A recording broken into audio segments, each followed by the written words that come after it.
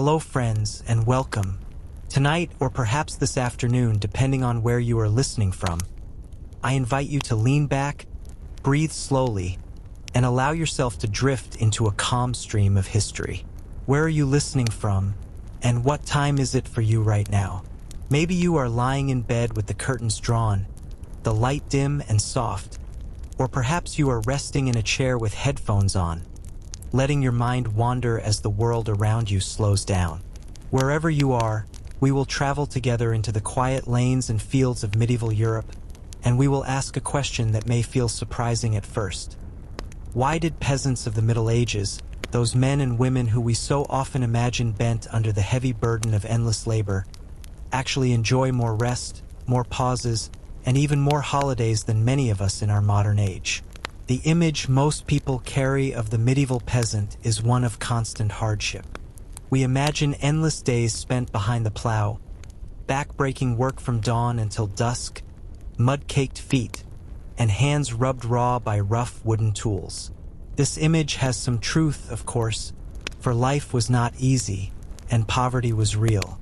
But history is rarely simple, and when we look closer, when we pause to consider the rhythms of their days and seasons, we discover a different picture. One that tells us of afternoons spent resting under a tree, of feast days that stretched for many hours, of winters when work slowed and evenings were long and quiet by the fire. Peasants lived according to the cycle of the natural world, a cycle that refused to be hurried by the demands of modern clocks and factory whistles. The sun dictated the start and end of the working day, and the seasons determined the rhythm of labor. In spring, the plowing and planting were intense, but in high summer, much of the work was waiting for crops to grow. Harvest season in autumn was busy, certainly, but once the grain was stored and the fields were quiet, there came long months of winter, where daily labor was reduced to small tasks like mending tools, tending animals, and preparing simple meals. The very structure of agricultural life created natural pauses that people today, living in a constant cycle of productivity and deadlines, rarely experience. And then there were the holy days. The medieval calendar was filled with them, far more than most of us realize. Nearly every month contained multiple feast days, saints' days, and festivals. Some were brief, perhaps just a morning mass followed by an afternoon of lighter work. Others were whole days, even several days in a row, during which labor was forbidden and celebration was required. Christmas and Easter were long, rich celebrations, but so too were days honoring local saints, harvest festivals, and midsummer feasts. Altogether, historians estimate that the average medieval peasant might have enjoyed 80 to 100 days off per year, sometimes even more depending on the region and the time period. That is nearly a third of the year given over not to toil, but to rest, worship, and communal joy. The festivals themselves were often lively and colorful. Villages gathered together, food was shared, music and dancing filled the air, and for a brief time the weight of daily survival lifted. Even poorer peasants, who could not afford rich meats or fine wines, might taste things they did not have on ordinary days. Roasted chicken, sweetened breads, or ale brewed more strongly for the occasion. Children ran about in excitement, couples found quiet corners to talk, and elders told stories of old times, of saints, of miracles, and of strange happenings in nearby towns. These gatherings bound communities together and created memories that lasted long after the feast ended. But even outside of festivals, rest found its way into the daily rhythm. Work began early with the sun, but it was punctuated by pauses. Breakfast was simple but eaten slowly, often bread with cheese or porridge. At midday came a longer break, especially in the hotter months when the sun stood high in the sky. It was not unusual for peasants to lie down in the fields, to nap under a tree, or to sit together with neighbors and share gossip. The modern idea of powering through the day without pause would have seemed unnecessary, even foolish. Life was not measured in the efficiency of hours, but in the cycles of nature, which could not be rushed. And when the day ended, it truly ended. Without artificial light, evenings were quiet, and work did not extend far past sunset. Families gathered inside their homes, often just a single room with a hearth in the center. The fire gave warmth and flickering light, and people told stories, repaired clothes, or carved small wooden tools. Children listened to tales about spirits in the woods, about saints who healed the sick, and about kings who lived in far-off castles. The darkness outside was deep and impenetrable, and so the home became a safe, enclosed world where time slowed. Sleep came early, and it was often long, sometimes lasting 10 hours or more through the winter nights. Compared to the restless modern person who struggles with glowing screens late into the night, the medieval peasant slept deeply, not only because of physical tiredness, but because the rhythms of day and night demanded it. This is the beginning of the story, a reminder that our assumptions about the past often miss the subtler truths. The peasants of the Middle Ages worked hard, certainly, but they also rested in ways that many of us have forgotten. Their lives were woven with pauses, with holy days, with the gentle insistence of nature that time must ebb and flow, not run endlessly forward. And so, as we continue to wander through their world, we might ask ourselves, is it possible that in their simplicity, they knew a balance that we have lost? When we think about the rhythm of time in the Middle Ages, it is important to remember that the clock was not yet the master of life. In many villages, there were no mechanical clocks at all, and even in towns, the bells that rang from church towers served less to dictate hours than to mark sacred moments. The call to morning prayer, the celebration of Mass, the quiet reminder of evening vespers. For the peasant, the sun was the truest clock, and the seasons the truest calendar. There was no rushing to catch a train, no anxiety over being late to a meeting, no glowing numbers pressing people to keep moving forward. Instead, time bent gently, guided by the natural rhythms of light, warmth, and the needs of crops and animals. This different relationship to time created spaces for rest that might seem unfamiliar to us. Imagine a peasant family in late spring, the fields freshly sown. The mornings had been busy with planting, but now the seeds lay hidden beneath the soil. For weeks, there would be little to do but wait for green shoots to rise. Some maintenance work remained, of course, repairing fences, checking tools, fetching water. But there were also long stretches of quiet hours. Men might spend the afternoon sharpening scythes or carving handles. Women might mend clothing or prepare herbs for remedies, and children might chase each other through meadows. And when those tasks were finished, no one felt the need to invent more. Rest was not seen as laziness. It was a natural pause, a time to be endured and enjoyed. Religion played a central role in shaping these rhythms. The church declared which days were holy, and to work on such a day could be considered not just unlawful but sinful. In this way, faith itself protected rest. To stop, to pray, to join the community in celebration was not a luxury but an obligation. Even the poorest serf, bound to the land of a lord, could count on these enforced holidays. The Lord himself often joined in the celebrations, for festivals reinforced the bonds of loyalty and reminded all of the great cycle of life under God's gaze. One could say that medieval rest was sanctified, made sacred by the weight of belief. The variety of these feast days kept life rich and unpredictable. Some were solemn, like Good Friday, when work was halted and people gathered in hushed reverence. Others were joyous, like Midsummer's Eve, when bonfires blazed on hilltops and people danced through the night. Carnival, in the days before Lent, brought laughter, costumes, and playful chaos, a brief turning upside down of ordinary rules before the fasting season began.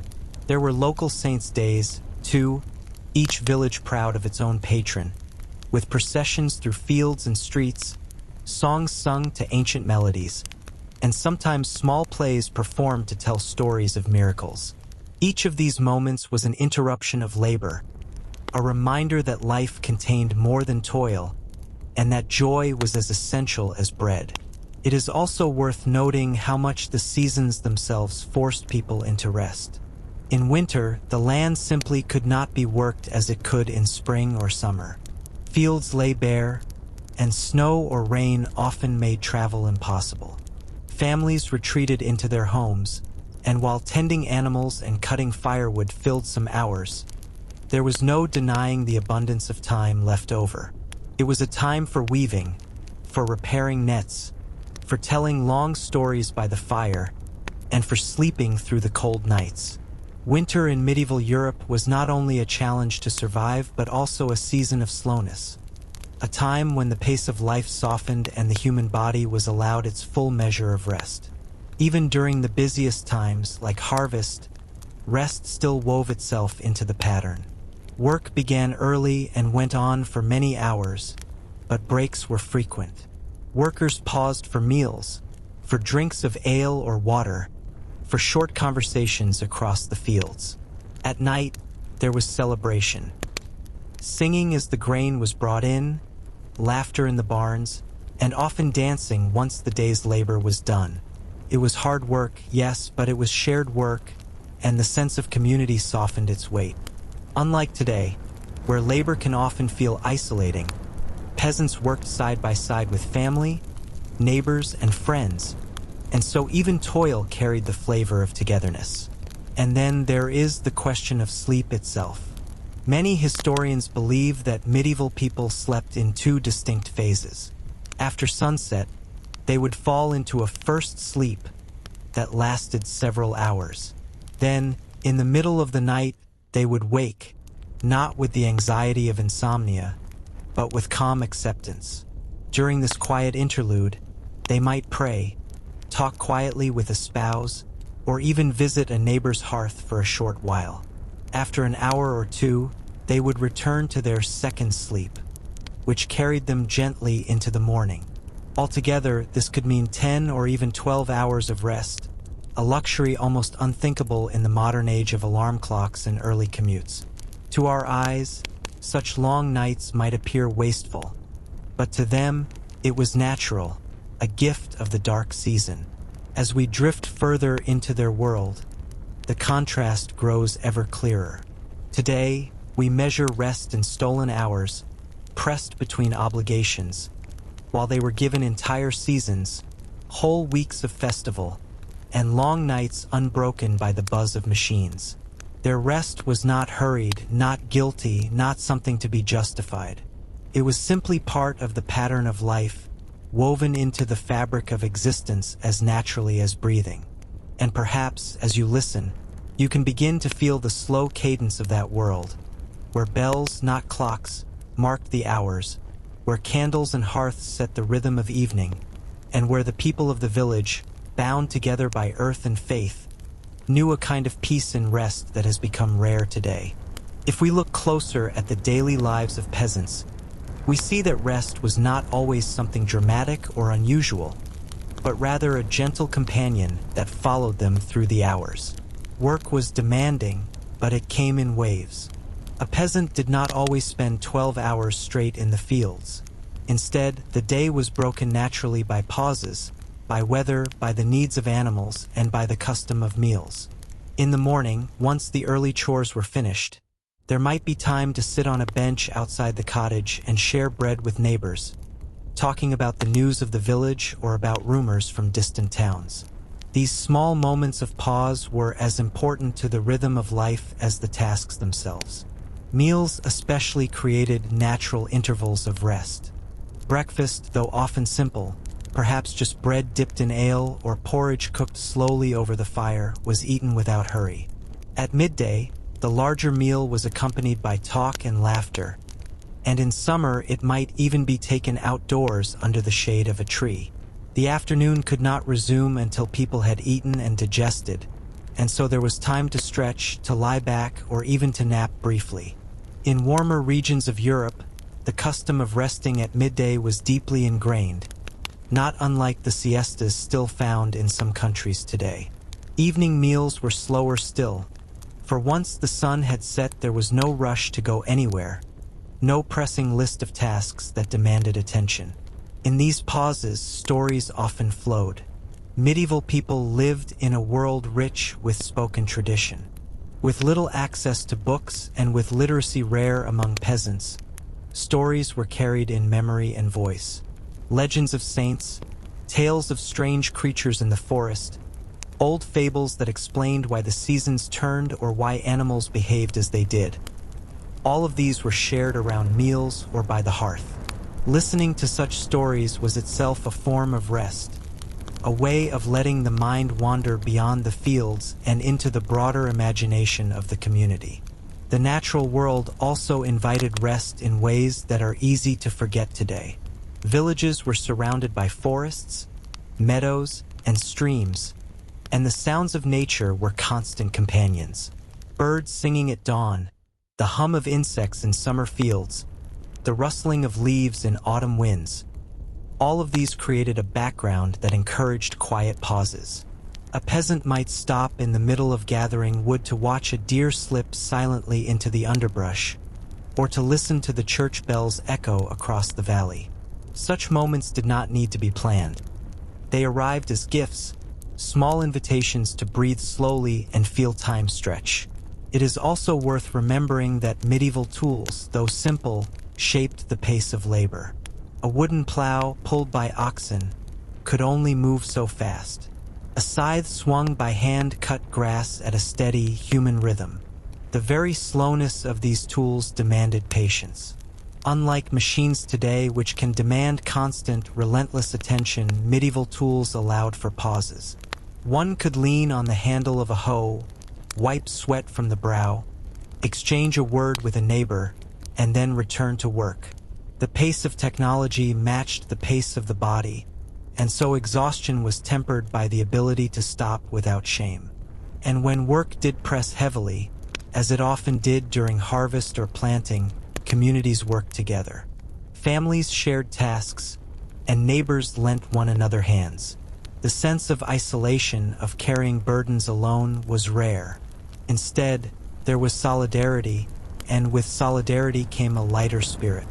To sing together while cutting hay, to laugh across the fields, to share food at the end of a long day. These things transformed labor into something closer to ritual, something that held rest within it. Even when tiredness was deep, the presence of others softened it. The presence of the church also created long periods of pause throughout the year, beyond the great feast days. Sundays, for example, were reserved for rest and worship. Work was forbidden, and to disobey was considered a grave sin. This weekly pause created a rhythm that touched every family, reminding them that life was more than labor. On Sundays, people dressed in their best, even if their best was simple. They walked to the parish church, heard sermons, joined in singing, and then often spent the rest of the day in social gatherings. Meals were richer, games were played, and sometimes dances were held on the village green. This weekly rhythm of rest is something that many in the modern world, with its constant flow of obligations, find difficult to maintain. Even travel, when it occurred, could provide unexpected forms of rest. Pilgrimages, though they required walking long distances, were journeys broken by frequent stops. Travelers rested at monasteries, at inns, or in the homes of generous hosts. Along the way, they shared stories with strangers, admired the changing landscapes, and paused to pray at roadside shrines. The pace was slow, and in that slowness, rest found its place. There is also the question of how medieval people perceived leisure itself. For many of us today, rest is something that must be defended or justified, as though it were stolen from productivity. But for peasants, leisure was part of the natural order. To gather with neighbors, to sing, to play games with dice or with carved wooden pieces, to sit and watch the fire. These were not seen as indulgence, but as life itself. Games were common, even among the poor, and children played freely in the streets and fields, inventing their own amusements with stones, sticks, and scraps of cloth. Adults too played games of chance, laughed at riddles, and sometimes engaged in wrestling or other contests of strength. Such amusements filled the spaces between labor, weaving joy and laughter into the fabric of daily life. And so we see that the medieval world, though difficult in many ways, offered a kind of balance that feels distant to us now.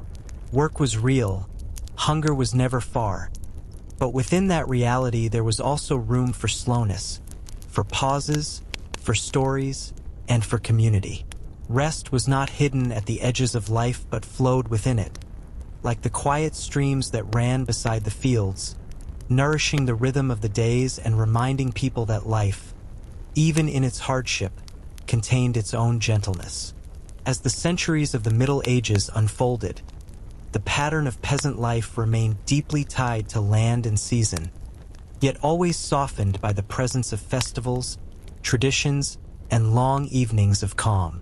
To understand why their rest was more abundant than ours, we must also look at the structure of work itself.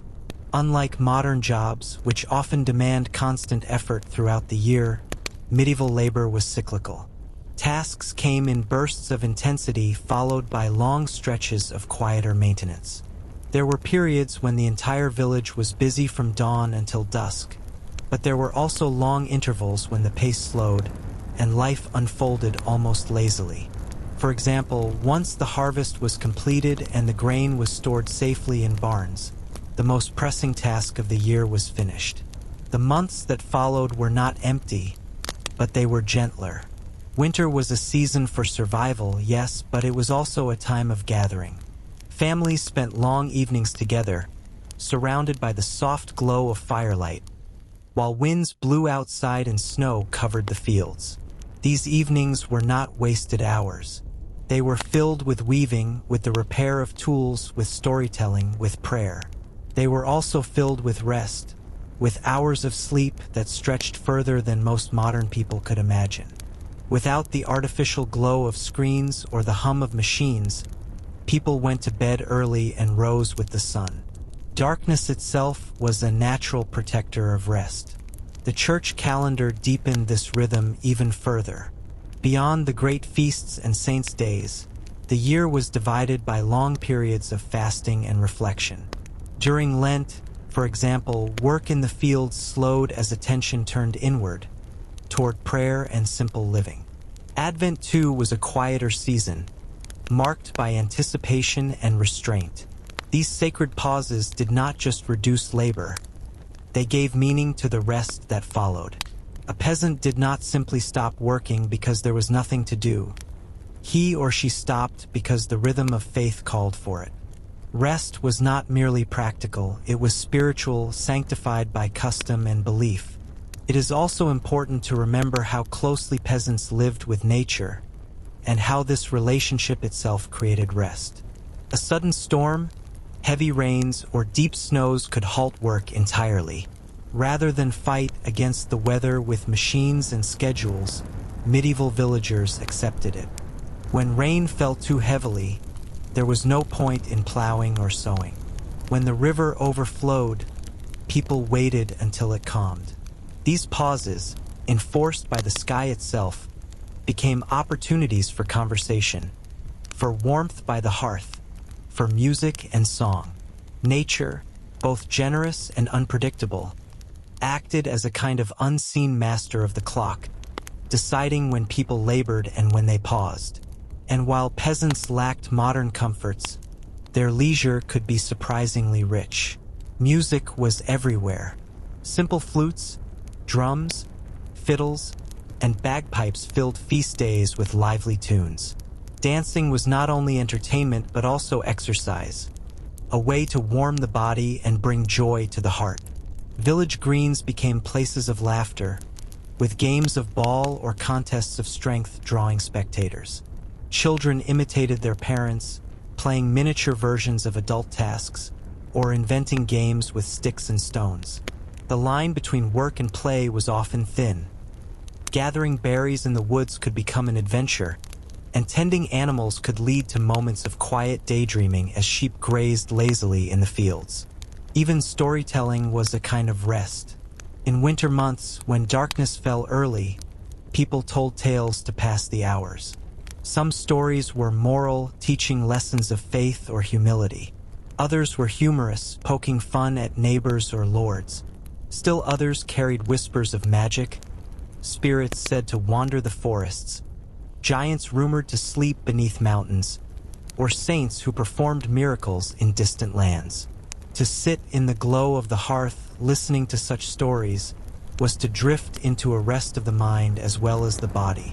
These tales, passed from one generation to the next, became a form of shared memory, a way to keep communities bound together during the long stretches of quiet. Rest could also be found in pilgrimage, even though it required walking. To set out on a journey to a distant shrine was to leave behind the duties of the fields for weeks or even months. The road was long, but it was filled with pauses. Evenings spent in monasteries, mornings spent praying at chapels, days walking slowly through forests and across hills. The journey itself was as much about reflection as it was about arrival.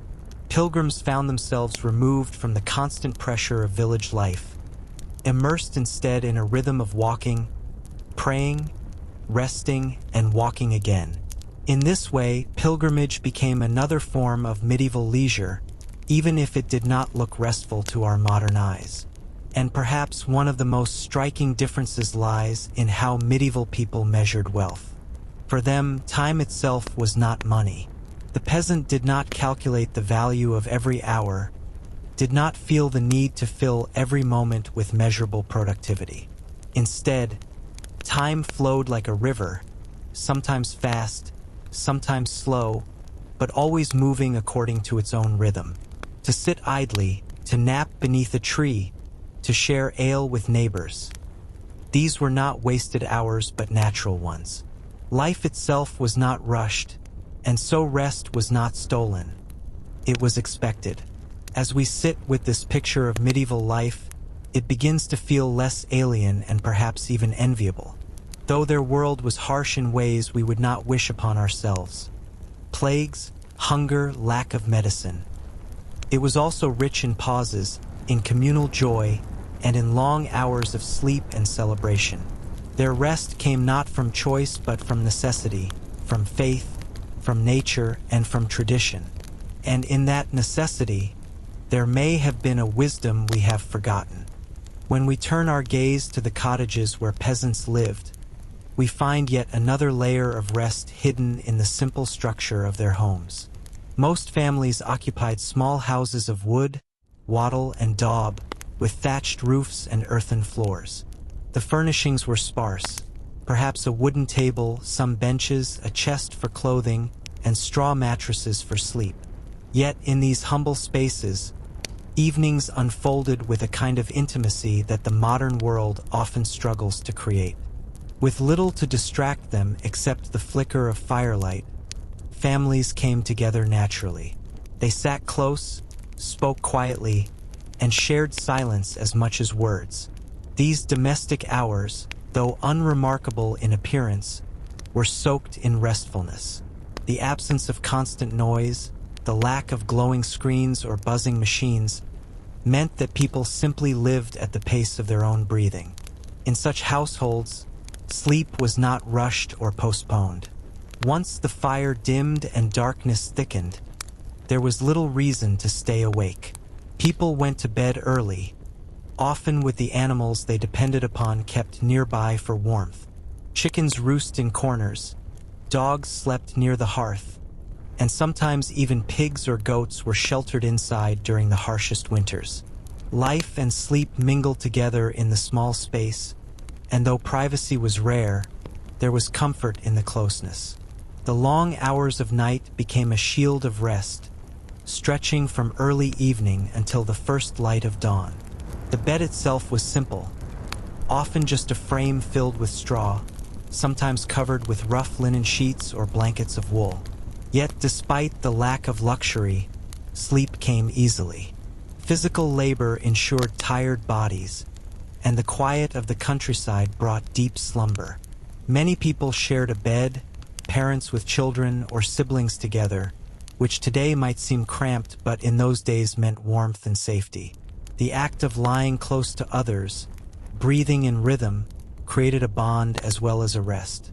During these long nights, the pattern of segmented sleep shaped the experience of rest. After several hours of slumber, people might wake naturally in the middle of the night. This watch, as it was sometimes called, was not restless but accepted. Families might whisper prayers, talk softly, or tend the fire. Some might step outside to look at the stars or listen to the quiet of the village. For a time, the world felt suspended, caught between day and night. Then, after an hour or two, they returned to bed for their second sleep, which carried them gently into morning. This pattern, forgotten in our modern obsession with 8 continuous hours, allowed for a slower, more flexible rhythm of rest. Beyond the household, the village itself was a place of shared pauses. The sound of the church bell often marked not only prayer but also moments of stillness. When the bell rang for vespers in the evening, work came to a close and people laid down their tools. They gathered in the church or simply stood outside, acknowledging the end of the day. The entire community slowed together, united in the rhythm of sound and silence. This collective rest, where the entire village moved as one, offered a peace that is rare in today's fractured schedules. It is also worth imagining the role of the natural landscape in rest. Medieval villages were surrounded by vast stretches of fields, forests, and meadows. The air was filled with scents of hay, wood smoke, damp earth, and herbs growing wild by the roadside. Such surroundings created a constant invitation to pause and notice. A peasant walking home at dusk might stop to watch the mist rise over the fields, or to listen to the frogs singing in the marsh. These were not grand experiences, but small, everyday moments of stillness that brought a kind of rest to the spirit. Even animals, essential as they were to survival, provided companionship in rest. Oxen chewed calmly in the barn, sheep huddled together in pens, and horses stamped quietly in stables. Caring for them was work, but it was also a rhythm of calm repetition. Milking cows, feeding chickens, grooming a horse. These tasks slowed the mind, encouraged patience, and reminded peasants of the cycle of life. In tending animals, people often found themselves soothed, their labor blending into a kind of quiet meditation. The cycle of festivals, too, extended deep into the night. On feast days, after the meals and games were over, villagers often stayed awake together around bonfires. Flames leapt high into the sky, sparks rising like stars. Music played, people sang, and the darkness became a time of joy rather than fear. Yet even then, rest was woven into the celebration. Children dozed in their parents' laps, elders leaned on benches, and the rhythm of the fire lulled people into half-dreams.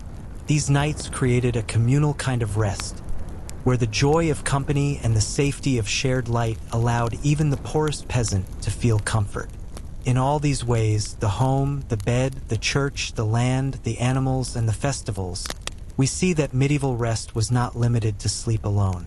It was a constant presence, flowing through the hours, shaping the seasons, and reminding people that life was not simply toil. Their world was quieter, slower, and more forgiving of pauses. And perhaps that is why, when we look back across the centuries, we find that peasants, for all their hardships, often rested more deeply and more often than we do today. In exploring the lives of medieval peasants, one cannot overlook the ways in which work itself contributed to rest. Unlike the artificial pressures of modern schedules, medieval labor was tied closely to the natural world, and this connection offered frequent opportunities to pause. The rhythm of plowing a field, for instance, was not constant. Oxen pulled the heavy wooden plow at a pace that allowed for brief rests. The hands and back of the peasant followed the swing of the tool, and the pauses between furrows became small, deliberate moments of breathing, stretching, or simply observing the sky. These micro-rests, though subtle, were built into the day and accepted as necessary. One did not feel guilty for stopping. It was part of the work itself, like the inhale before an exhale. Even in the planting season, when time was technically of the essence, the labor was punctuated by quiet pauses. Seeds were sown by hand, and after each row, a peasant might step back, wipe sweat from the brow, or look around at neighbors performing the same motions. Conversation happened in these gaps, short remarks about the weather, about livestock, about news from the village market. The work was shared, and so too was the relief and rest that came naturally between tasks. In this way, rest was communal, embedded in labor, and inseparable from life itself. The role of food, too, cannot be understated. Meals were neither hurried nor confined to a brief break. Bread, porridge, cheese, and ale, simple though they were eaten slowly, accompanied by stories or songs. On feast days, the meals grew richer, stretching into hours as families and neighbors sat together, sharing what little they had and sometimes what they had managed to prepare especially for the occasion. The act of eating became a ritual of pause, a time when work was forgotten, conversation flowed, and the body was nourished not only physically but mentally and emotionally. Beyond meals, the landscape itself invited stillness. Fields, forests, and streams provided quiet corners where a peasant might sit, lean against a tree, or simply watch the passage of clouds. These were not moments of laziness, but moments of awareness and calm, opportunities to let the mind wander, to observe the world, and to regain energy.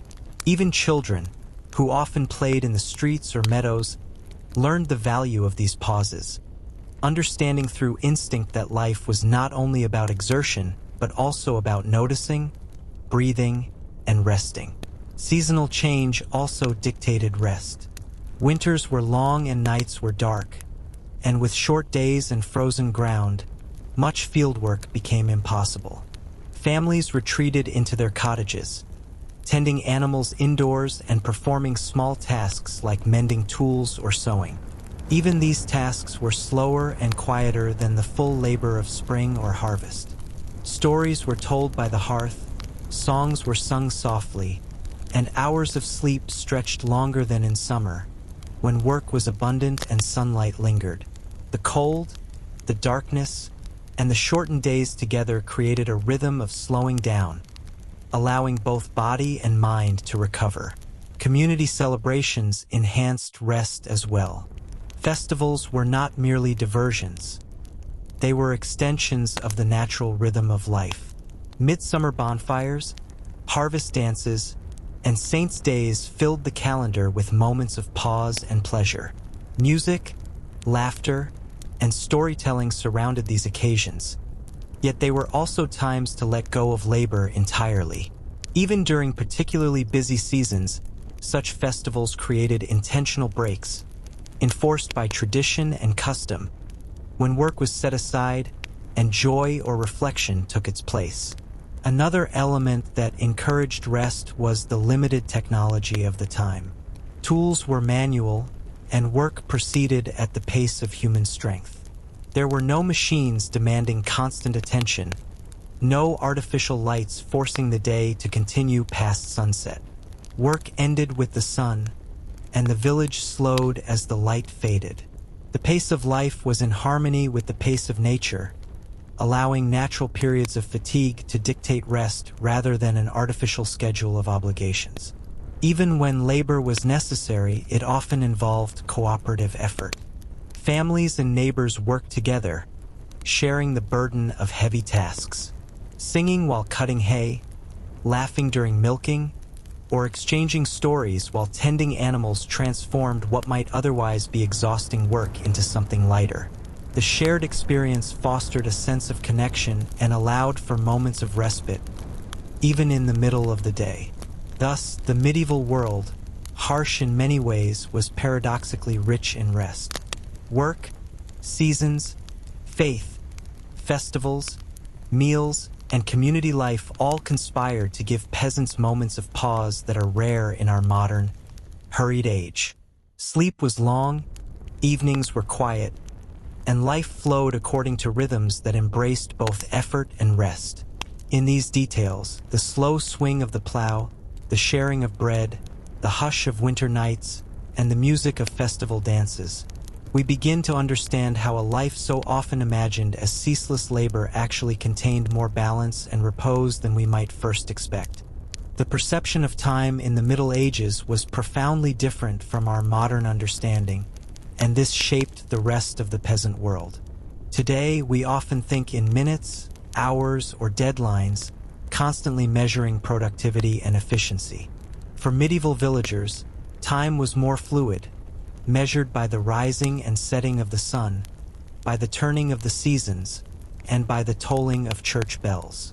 This fluidity allowed for natural pauses, periods when work slowed or stopped altogether, and when people could simply be present in the moment. There was no rush to compress life into strict schedules, no pressing need to fill every hour with measurable output. The world itself dictated the pace, and in following it, peasants found rest woven seamlessly into daily life. Weather, too, played an unrelenting role in shaping rest. Rain could halt plowing or sowing. Snow could close roads and fields alike. When nature imposed its pause, peasants did not complain or attempt to override it. Instead, they embraced the quiet it created. Inside their cottages, they repaired tools, sewed clothes, and told stories.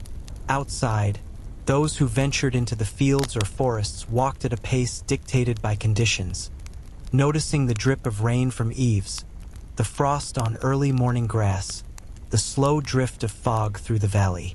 In these moments, work gave way to observation, and observation invited a gentle kind of rest for the body and mind.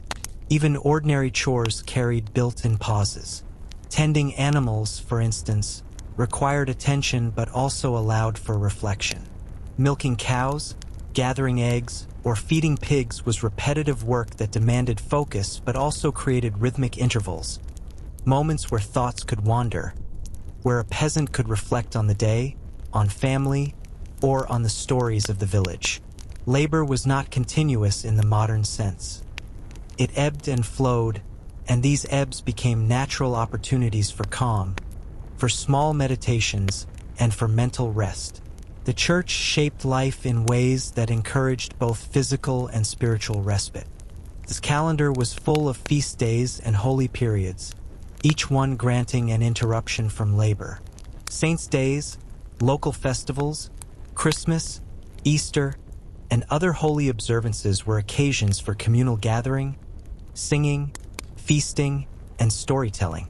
In these moments, work was forbidden, but the activities of worship and celebration created another form of engagement, one that nourished the spirit even as the body rested.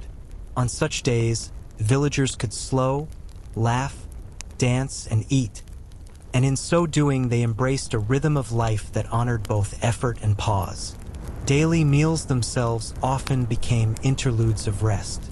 Bread, cheese, porridge, and ale were consumed slowly, frequently accompanied by conversation, song, or storytelling. Even during times of intense labor, meal times provided structured pauses. The act of eating was not rushed, and its ritualistic nature, shared with neighbors, family, and friends, offered a moment of human connection and a chance to step away from toil.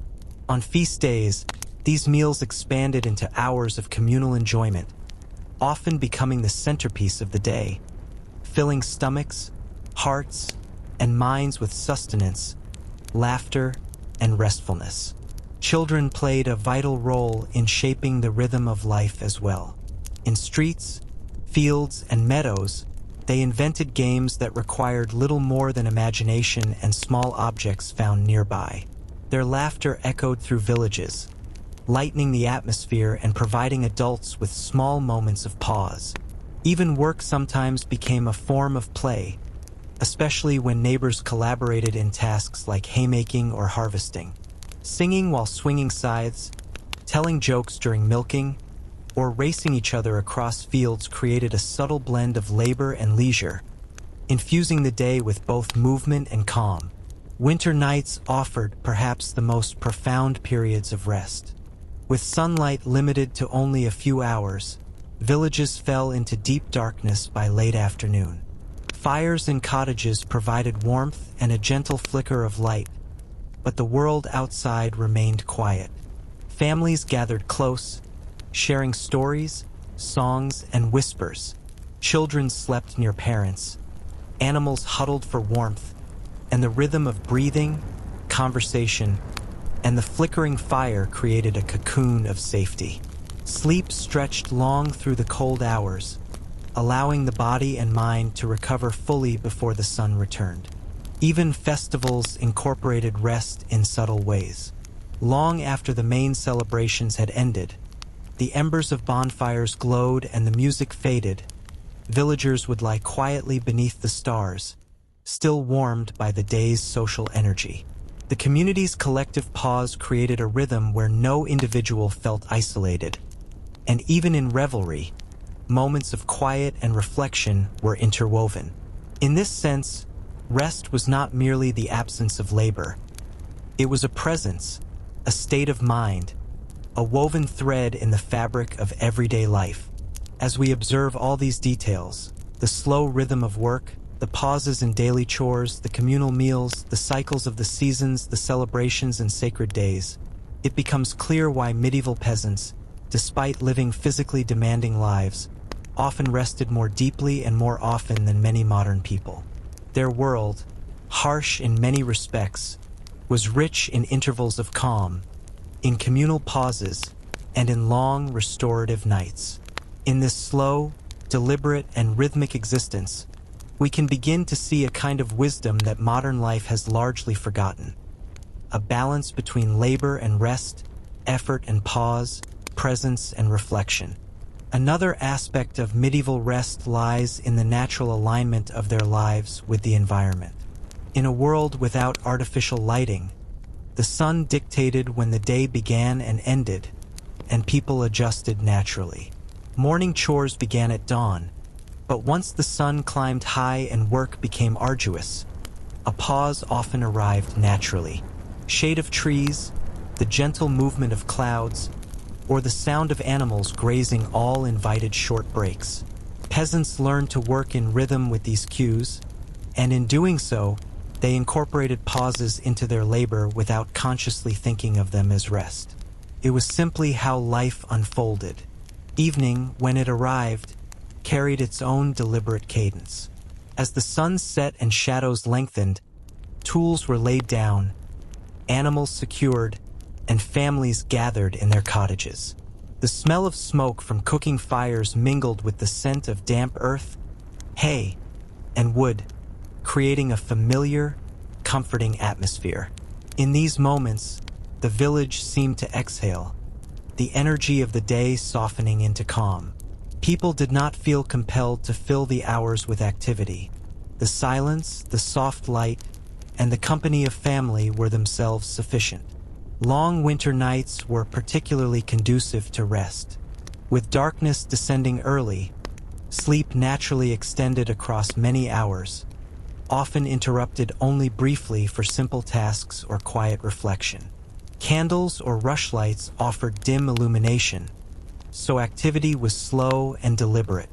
Families huddled close for warmth, and the firelight flickered across walls adorned with simple decorations, perhaps a religious icon or a small woven tapestry.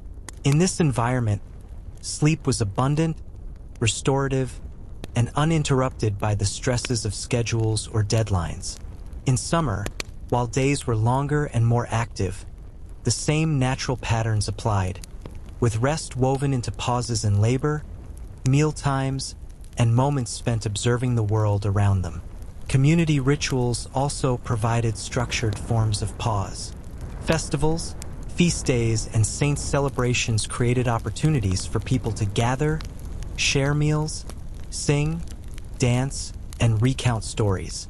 These occasions were anticipated with joy, and work was explicitly set aside, allowing an entire village to rest together. Music, laughter, and storytelling filled the air. Yet even within celebration, moments of quiet reflection existed. The cycle of activity and repose became a natural rhythm that reinforced both physical recovery and emotional well-being. Stories themselves were a form of rest. Villagers told tales of saints, local heroes, mythical creatures, and everyday wonders. Children gathered around adults to listen, absorbing history, morality, and imagination in equal measure. Adults, too, found comfort in these narratives, letting the rhythm of words and the cadence of storytelling soothe the mind. Even when work was finished and the day was otherwise ordinary, these shared stories provided a mental space to rest, reflect, and enjoy the richness of communal memory. Travel, surprisingly, could be restorative as well. Pilgrimages, though physically demanding, moved at a human pace.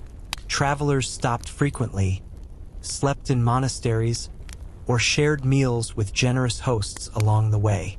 Walking itself had a rhythmic quality, steadying the mind and body. The journey was both physical and spiritual, blending exertion with reflection, observation, and rest. In this way, movement could coexist with pause, a subtle form of balance that is often absent in modern transportation, where speed overwhelms the experience of the journey. Even in moments of labor, small rituals offered pockets of rest. A hand wiped across a brow, a brief pause to adjust clothing, or a moment to listen to birdsong created tiny interludes of calm. These interruptions were natural, unforced, and accepted as necessary for both body and mind. Tasks were rarely rushed, and the pace of work was tempered by tools, weather, and the shared presence of neighbors. In this environment, rest was woven seamlessly into action, a continuous thread in the tapestry of daily life. The relationship between labor, rest, and community cannot be overstated. Work was rarely isolated. It was done in cooperation with family and neighbors. Singing while harvesting, joking while tending animals, or sharing advice during tasks created a rhythm that softened effort and invited pauses. Laughter, conversation, and shared responsibility transformed physical exertion into something more bearable and even enjoyable, allowing moments of rest to be interspersed naturally within the day. Ultimately, the medieval world offered a unique balance. Life was not easy, and hardship was real. Yet the integration of labor, rest, faith, storytelling, festivals, seasons, and natural rhythm created a tapestry of daily experience in which rest was abundant, varied, and deeply restorative. Sleep was long, nights were quiet, and days contained built-in pauses that modern schedules rarely allow.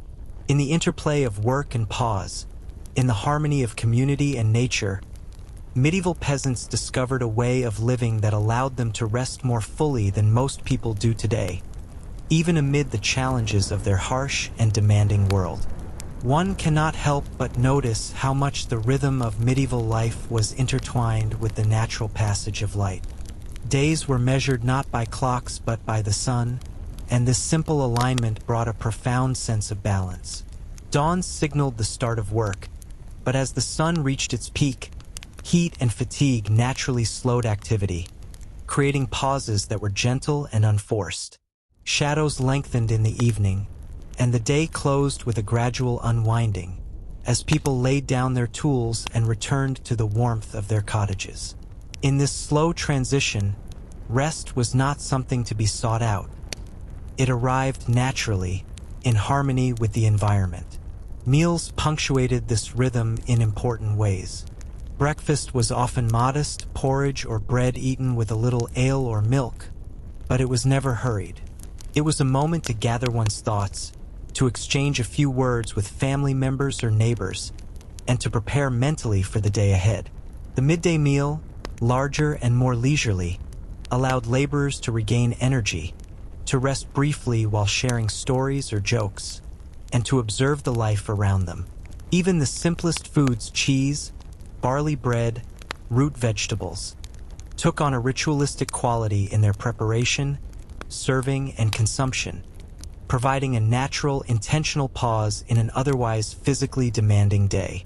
The land itself dictated moments of rest. Seasonal change created natural pauses, from the frozen stillness of winter to the slower pace of early spring before planting began. Fields that lay fallow, meadows untouched by grazing animals, and forests quiet with the passing of winter all invited moments of reflection and calm. During these quieter periods, peasants repaired tools, mended clothes, or simply watched the world, noticing the subtle shifts of color, light, and sound.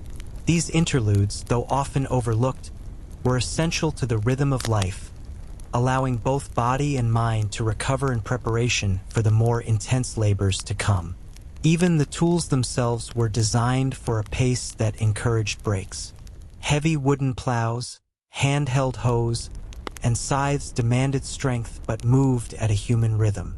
Unlike modern machinery that pushes workers to maintain a relentless pace, these tools allowed for pauses, for moments of leaning, wiping sweat from the brow, and observing neighbors at work. Work was interwoven with rest, each pause accepted as a natural part of the process, neither hurried nor frowned upon. Stories and communal traditions created another form of restorative pause. Villagers shared tales of saints, heroic deeds, magical creatures, and local legends that carried both entertainment and moral lessons. These stories were not only for children. Adults listened with equal attention, letting the rhythm of words soothe the mind. Even the act of listening, of being present in the storytelling, became a kind of mental rest, a pause from labor and worry.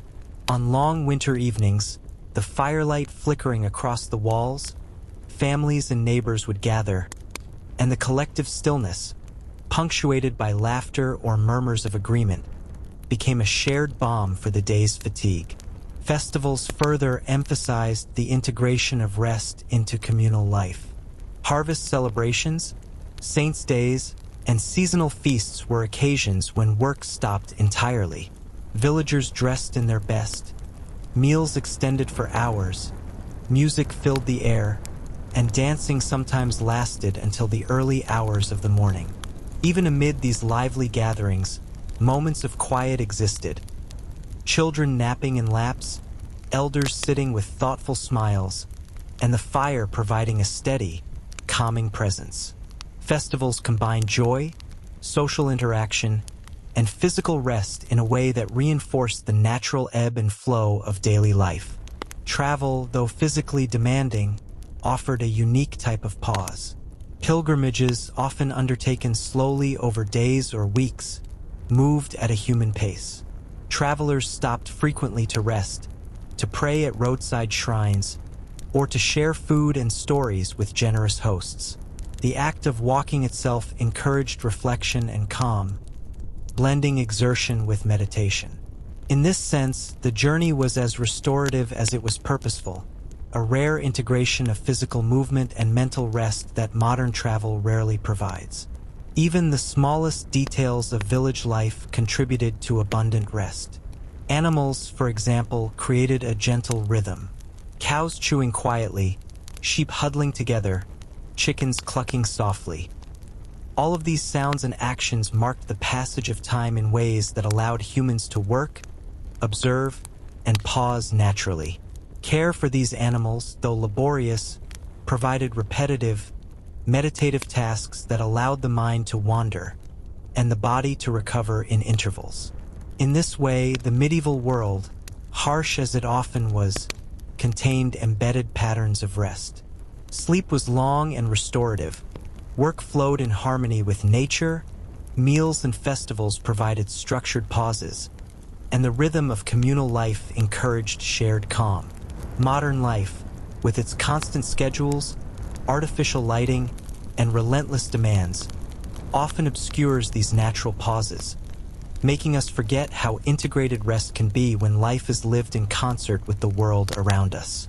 Peasants of the Middle Ages, though facing many hardships, moved through a life where rest was not separate from work, but inseparable from it, and in that balance, they found a richness that our hurried era seldom allows. As we continue to imagine the daily life of medieval peasants, it becomes evident that even the smallest rituals contributed to rest in ways modern life rarely allows. Each morning, as the sun rose, there were moments to pause and adjust to the day. Hands were washed in cool water from a wooden bucket. A simple prayer might be whispered, and the eyes wandered over fields waiting to be tilled, streams waiting to be crossed, or forests thick with early morning mist. These small actions, repeated daily, created a gentle rhythm of preparation and reflection that allowed the mind to settle before the labor began. Unlike our modern rush from one task to the next, each act of waking, feeding animals, or preparing meals was a natural interlude, a pause woven seamlessly into life. Even chores themselves often contained pockets of calm. Gathering firewood, milking cows, or repairing a fence required attention but moved at a steady human pace. There was room for thought between movements, for conversation with a neighbor passing by, for a glance at the sky or the horizon. Work was demanding, yes, but its rhythm was forgiving. There was no machine to push constantly, no deadline measured by minutes or seconds. Instead, the cadence of labor was dictated by human strength, the weather, and the cycles of nature, allowing for rest as an integral part of effort rather than as a separate necessity. In cottages, evenings were long and quiet. Families gathered around the hearth, tending the fire, preparing food, mending clothes, or spinning wool. The flickering light created a soft cocoon, encouraging both physical and mental rest. Stories were shared, songs hummed quietly, and children listened or dozed while adults worked at slow, purposeful tasks. There was an unspoken rhythm to these hours, a natural ebb and flow between attention and stillness, movement and pause, work and rest. In this environment, life itself seemed to slow, allowing the body to recover from the day's exertions while the mind wandered gently through memory, imagination, and reflection. The pace of life was also influenced by the changing seasons. Spring brought planting and the excitement of new growth, yet even then, the work ebbed and flowed with weather and daylight. Summer required attention to crops, yet even in the heat of the day, pauses were inevitable. Shade under a tree, a break to drink from a cool stream, a brief conversation with neighbors. Autumn brought harvest, the busiest season, but once the grain was safely stored, a sense of relief and calm settled over the village. Winter slowed everything down, with frozen fields, shorter days, and long nights encouraging reflection, storytelling, and longer periods of sleep. In each season, the rhythm of work and rest was shaped naturally by the environment, creating a life balanced between activity and pause. Even festivals, which might seem purely celebratory, contributed to this balance. Villagers danced, sang, and feasted. Yet these events also included quiet moments. Children resting near parents, elders watching by the fire, pauses between dances, and the gradual dimming of the evening into calm. These celebrations were extensions of the natural rhythm of life, structured to allow both enjoyment and rest, communal engagement and private reflection. In participating, peasants were reminded of the importance of slowing down, of savoring both work and pause, and of finding harmony in the everyday. Stories, too, were a vital form of rest. They offered more than entertainment. They carried history, morality, and local knowledge. Listening to tales of saints, mythical creatures, or heroic deeds provided mental nourishment while the body recovered from labor. The cadence of words, the pauses between sentences, and the collective attention of listeners created a soothing rhythm. Even adults, who had labored in the fields all day, found comfort and restoration in these moments. their minds gently carried away from daily concerns. Travel, though less common for peasants, also provided opportunities for rest. Pilgrimages or journeys to markets moved at a human pace, with frequent pauses to rest, eat, and observe the landscape.